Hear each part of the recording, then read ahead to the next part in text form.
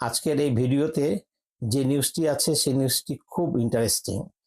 ভিডিওটি সম্পূর্ণটুকু দেখুন, তাহলে তার তাৎপর্য বুঝতে পারবেন।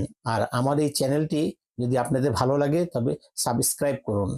চলুন দেখি ভিডিওটির মধ্যে কি নিউজ আছে। তুরস্ক বাংলাদেশকে অর্থাৎ বলা হচ্ছে যে অস্ত্রের ভান্ডার নিয়ে আসছে তুরস্ক। অর্থাৎ বাংলাদেশ মুসলিম ভ্রাতৃত্ববোধের এই আহ্বানে সাড়া দিয়ে তুরস্ক বাংলাদেশকে প্রোটেকশনের জন্য, বলতে পারেন ভারতীয় আগ্রাসন থেকে প্রোটেকশনের জন্য স্বয়ংসম্পন্ন করতে যাচ্ছে তুরস্ক প্রেসিডেন্ট এরদোগান। এই জন্য বিডা চেয়ারম্যান তুরস্কে আছেন এবং এই কারখানাটি উনি পরিদর্শনে আছেন এবং এই সে অস্ত্র যা AK-47 রাইফেলস এর সমমান বাংলাদেশে আসবে। এটা নিয়ে তোলপাড় মূলত। অস্ত্র তো অনেক দেশে কিনে, বাংলাদেশে কিনে, পৃথিবীর বিভিন্ন দেশ অস্ত্র বিক্রি করে। এটা শুধু অস্ত্র বিক্রি নয়, এটা হচ্ছে এটার মাধ্যমে TOT অর্থাৎ ট্রান্সফার অফ টেকনোলজি চুক্তি স্বাক্ষর করবে বাংলাদেশ, যে চুক্তির বিনিময়ে বাংলাদেশ নিজ দেশের টার্কিশ প্রযুক্তির অস্ত্র তৈরি করবে। নজিরবিহীন প্রস্তাব তুরস্ক থেকে বাংলাদেশের জন্য।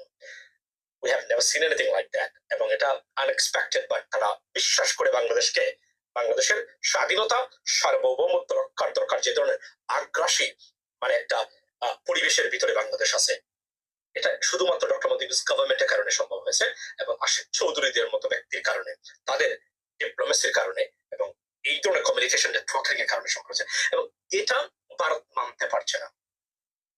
আমি বললাম না, এটা ঐতিহাসিক একটা ফটো, সাধারণ ফটো না। আমি আমার ফেসবুকে এটা শেয়ার দিয়েছিলাম, আপনারা শেয়ার করেছেন অবশ্য।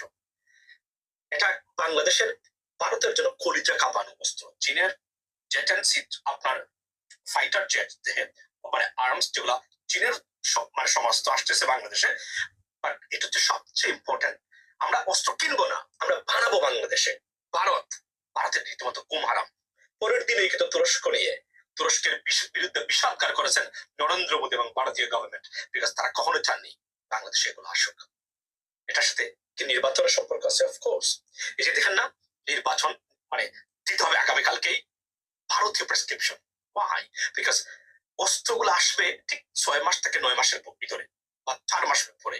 অর্থাৎ যত তাড়াতাড়ি পারেন ডক্টর ইউনূসকে সরাতে হবে, তাকে বিদায় করতে হবে, তাহলে চীনের অস্ত্র ভান্ডার, তুরস্কের অস্ত্র বাংলাদেশে ঢুকবে না। ভারতের এই পলিসি এবং এই ট্যাবলেটটাই আমরা খাচ্ছি, আমাদের সোশ্যাল মিডিয়ার অনেকেই সেই ট্যাবলেটটাই খাচ্ছেন। রীতিমতো দেশদ্রোহিতার সামিল এবং দেশদ্রোহিতার উল্লাস করছেন, না বুঝে, না জেনে, অথবা বুঝে না বুঝে অনেক